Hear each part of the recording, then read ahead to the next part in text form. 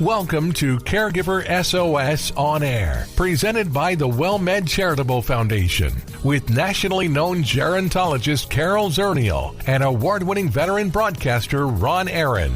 This program provides health, wellness, and other information for caregivers who are vital to the health and well-being of so many people across our country. And now, here are your hosts, Ron Aaron and Carol Zernail. Well, hello, everybody, and welcome to the award-winning Caregiver SOS On Air. I'm Ron Aaron, along with our co-host, Carol Zernail, and our first guest has quite a story to tell, and we'll hear it in just a moment. Carol holds a master's degree in social gerontology, more than 30 years' experience in the field. She's co-chair of the Raise Family Caregiving Advisory Council and serves as executive director of the WellMed Charitable Foundation. And Carol, you know our first guest. She's serves with you on the Raise Council. I know. And, it's so important. And I hope that's what our listeners understand is that the Raise Council, we have professionals, we have caregivers, we have professionals who are caregivers from across the spectrum, lots of different caregiving situations. And I've had the honor of hearing Felicia talk about her story and advocate for family caregivers. And we're so thrilled that she can join us. Well, let me take a moment and introduce Felicia Gibson. She's going to be talking about balancing love, labor, and life, marriage, caregiving, career, and the hidden strain of limited support. Felicia has held many titles throughout her life, but becoming a caregiver was not one she anticipated. It was bestowed on her in 2018 after her then boyfriend, now husband, was injured while letting their dog out before bed. It happened outside while criminals were breaking into cars, and as they drove away, they shot multiple rounds out of the car window. One of those bullets shattered one of his vertebrae, and he now lives with quadriplegia. And we'll talk with Felicia about all that. Thanks for joining us, Felicia. Thank you for having me. I appreciate it. That had to be a true shock. How did you learn he'd been wounded? So it actually happened after we finished watching television. We were going to bed for the night, and I was actually the person that found him. So I heard a loud noise, and I thought somehow he'd gotten locked in the garage, but then I remembered he didn't go in the garage. He went outside with our dog. And so then I kind of peered outside and saw him just laying in the driveway. And I said, well, did he fall? So it took me a second to get myself presentable, went outside, and then I saw the blood, and then I realized what happened.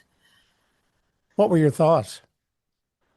I had to call 911. That was my first thing. And then people started coming outside, and then my dog started barking at them, and then I remembered he was there. So I had to get him inside because I left my phone inside because I wasn't thinking anything like this was going to have happened. So I called 911, and eventually help came, but it was not anything I expected. That the first thing was I need to get help. Luckily, we have some neighbors who are nurses and others that work in the emergency room. So because I couldn't focus, I couldn't think. So my one of my neighbors stopped or held pressure, and then the other called ahead to the hospital to let them know that he was coming. The wound was in his neck? Yes. Yeah. It shattered on his T1. So he's a C6, C7 quadriplegic. What does that mean, quadriplegia, or what does that mean, hitting high up like that? So for him, he has movement, very, very good movement from his arms to his wrist. One of his hands, a little bit less movement, no fine motor skills. The other, slightly better. He can't feel anything from basically mid-chest down. So for him, that means if he has to go to the restroom, if his foot is stuck somewhere, if anything really. Luckily, his the autonomic things, the automatic things, the breathing, he can talk, all of that's good. But he cannot walk. He has to do a little bit more to go to the restroom than we might.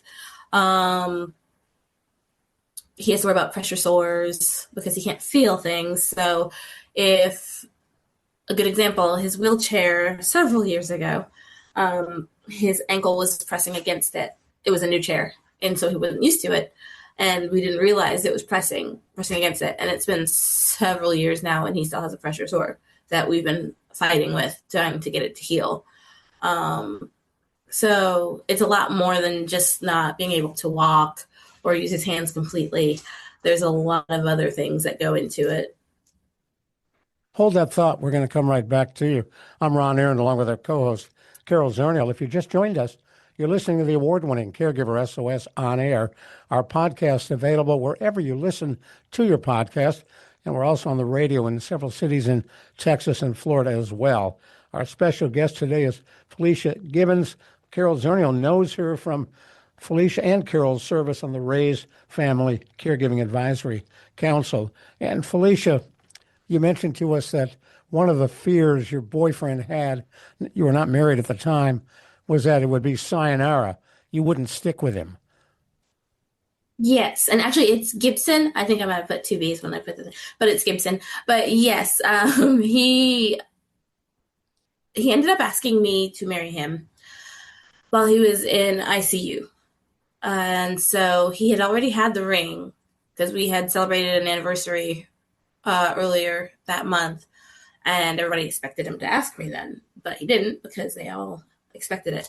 Also because he couldn't get in touch with my father, and he wanted to ask him. So when he was in the hospital, he finally got a hold of my father. And I was having a conversation with him and his uncle. Since I was his girlfriend at the time, I had no rights. And so the people who were responsible for him, at first they would only talk to his brother, and then they found out that his uncle had a lot of power of attorney and things like that, so they were able to discuss things with him. But as far as me being able to sign for anything or even know how he was doing, it would be a lot easier if we were married, which he already had planned.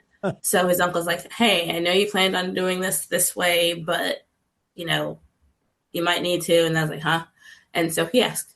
And then I had to go into our garage where the ring was, and I didn't look at it. I was sitting with his mother because she had come down, and I told her, I need you to give this back or give this to him, and he can ask me.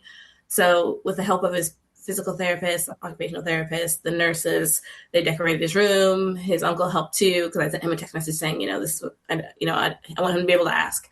And they made it beautiful. His physical therapy for the day was to tear up confetti. And they played a song. And when I walked into ICU, he asked. So, Aww. And then he went several places. He was at Shepherd Center in Atlanta. And then he also was at the VA in Augusta. And while he was there, he learned about a lot of the people whose relationships didn't last.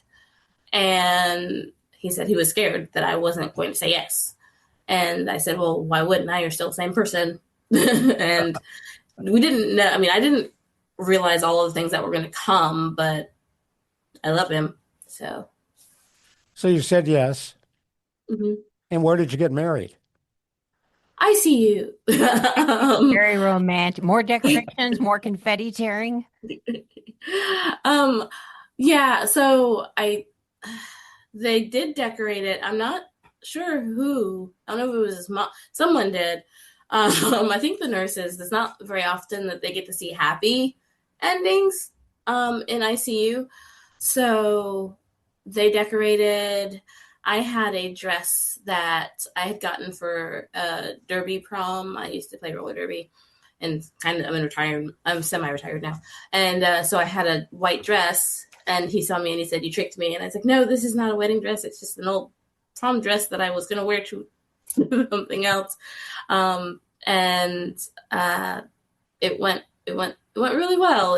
It was very quick. We were very fortunate to have friends who were able to help us, because since usually there's a certain order, if you've ever been married, as you know, that you have to get the marriage certificate or the marriage license, and we were able to have a lot of help with that because he could not leave the hospital. But it's all legal, and it was all done very quickly. Was there a point where you said to yourself, what in the world am I getting into? Yes. So when everything first started, I was working full time and I knew he was going to be transferred up to Atlanta. And they were like, okay, well, you just have to come up here and talk a little bit and so forth and so on. I thought it was going to be like, okay, I'll be off for like a weekend. And then they were like, no, you have to be here for at least a week. And then I said, oh, okay. So I let my job know. And then they kind of started going through all of the paperwork for like Social Security and disability and all of those different things because he wasn't going to be able to work for a while. And then about, urinary care, bowel care, skin care, helping him transfer in and out of chairs, into cars. Like none of those things I had any idea about. And it was kind of like as an onion, as one layer was exposed, I realized there were several more waiting to be peeled back. So I discovered the enormity of it once I got to Shepherd Center, which is probably about like 2 or 3 weeks later. But it just kind of kept getting larger after that. Well, what would you tell new caregivers, because so often there's a stroke, there's a fall, there's a horrible accident that causes people to suddenly become caregivers. What would you say to those who are just now facing maybe not the magnitude of what you faced, but this unexpected caregiving situation? I would say that you're not alone. There's a lot more people out there than you know who are affected in similar ways, maybe not the exact circumstances, maybe not the exact same way, but there's other people out there who know how you feel. There's resources out there. There's people like me and Carol fighting for you to try to get the help that you need. And make sure you have someone to talk to, and make sure that you have some way to even just get a little bit of a break for yourself every now and then. Because if you don't take care of yourself, you're not going to be able to take care of anyone else. Boy, that's good advice. Stay with us a minute. We're going to come right back to you. We're talking with Felicia Gibson. I'm Ron Aaron, along with our co-host, Carol Zernail. An incredible story of love, marriage, caregiving, and labor. We're talking about caring for her boyfriend, then husband, who had his T1 shattered by gunfire outside of their home. You're listening to the award-winning Caregiver SOS on air. Well, thank you so much for listening to Caregiver SOS on air. We're delighted to have you with us. We come to you every week with a discussion of an issue, a problem, some accomplishments involved in caregiving with more than 60 million caregivers across this country, but most thinking they are the Lone Rangers. We try to bring you the latest information and help that can make that job easier and more manageable. Caregiver SOS on air takes a look at trends across this country. We provide tips on how to be a better caregiver, and most importantly, where you can go for help. On Caregiver SOS on air, we try to give you what you need to make that caregiving manageable and to provide you with the help that can make your life easier. I'm Ron Aaron. Carol Zernail and I are delighted to co-host this program, and we're thrilled you've joined us on the award-winning Caregiver SOS on Air podcast, available everywhere, brought to you by WellMed Charitable Foundation. Hello, friend. Hello, friend. Really good to see you once again. Hello, friend. Hello, friend. Really good to see you once again. Thank you so much for staying with us right here on the award-winning Caregiver SOS on air. I'm Ron Aaron, along with Carol Zernail, our co-host. We're talking with Felicia Gibson about caring for her boyfriend, then husband, struggling with quadriplegia caused by gunfire outside of their home. Carol was asking you off the air, you make it sound relatively easy. It could not have been easy. No, it wasn't. There was a lot of adjustments. Luckily, we had a good foundation and support. When we were here at home, we were like my friends, my family, even if they didn't live close, came to visit. A friend of mine in Virginia managed to do meal trains from a distance. My mom came down to visit after the dust kind of settled. His family obviously came up. He's the oldest of like 9. And so like most of his siblings were able to make it here. And the younger ones came a little bit later. It really took a lot of people. I had really good friends. The day it happened, one of my best friends took off work and sat with me in the emergency room for surgery pretty much all day. Several members of his family, like I said, drove from all over the Southeast to kind of come. And then others flew from Colorado, Wisconsin. Then after the dust settled a little bit, excuse me, the staff at the hospital here, the staff at Shepherd Center, the staff at the VA in Augusta were all amazing. I had to learn so much. There are things I had no idea I would be doing before we even left. Like bowel care or urinary care, like I said, the skin care, checking for pressure sores, bandaging pressure sores, helping him get in and out of vehicles, in and out of his chair, navigating our home situation because we had to get a ramp. Luckily, we don't have stairs and we have a pretty open system, but the VA helped us get a ramp. They helped us get the chairs, a lot of adaptive and assistive equipment between all of the hospitals where he was. Yeah, it's a lot. It's a lot. Yeah. A lot. Yeah. Well, you mentioned that you were working at the time. Did you stay with that job? Did you have to change jobs, quit working? So my cousin was actually wanting to move to Savannah anyway. So originally I worked for about a year after it happened. And then my cousin moved a few months into it to where we are. And then I ended up leaving my job. It happened in August. I ended up leaving my job of 2018. I left my job in 2019 in July. And I took off for probably about 2 or 3 years. He ended up working again. He's working now. He's able to drive. I still kind of have to be flexible just in case something happens. So, and he has a lot of doctor's appointments. And now I'm getting older, so I have doctor's appointments. So I started out very slow. I started out doing like group fitness because that afforded a lot of freedom. And then I did eventually start part-time back at my previous. Well, she has frozen. We're going to get back to her in just a minute. So, Carol, as you hear this story, what are you thinking? Well, I'm just amazed at anyone who can take on this kind of responsibility, and Felicia, has done it with, really didn't hesitate, just jumped right into the deep end of the pool, which is so admirable. So Felicia, your husband's able to work. You mentioned. What is Yes.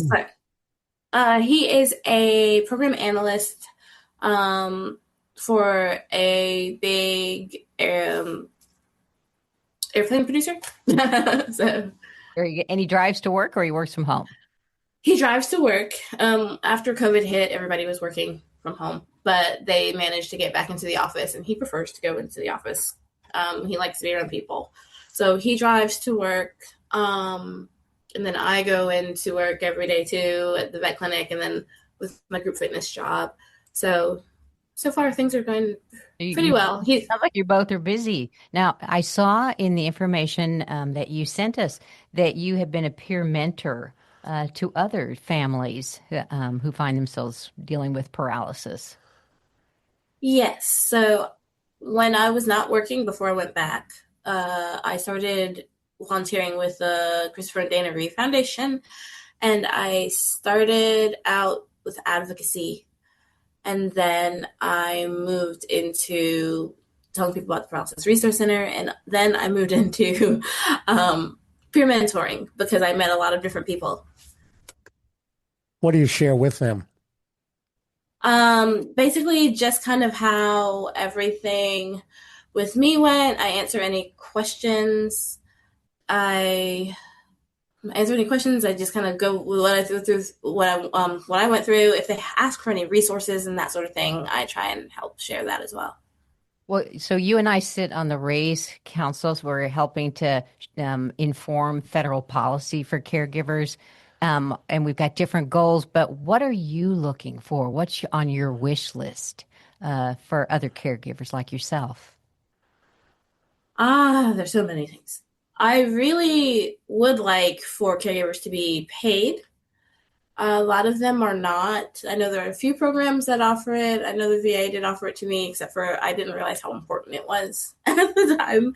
And especially since I was just married. And I was like, well, this is what I'm supposed to do. And yes, it is a responsibility that I accepted. But I also sacrificed some things for my own self. So it's something that is very important. So I wish that everyone could get that. I also would like for people to have more stability and security with their jobs if they are working and if they plan to go back into the workforce again. And I guess a little bit more of benefits as well. What kind of benefits? What kind of benefits would you like? For sure, being able to get like leave time without worrying, keeping their insurance if they need it, and because I know a lot of times people have it throughout their work experiences and things, and no lapses in coverage or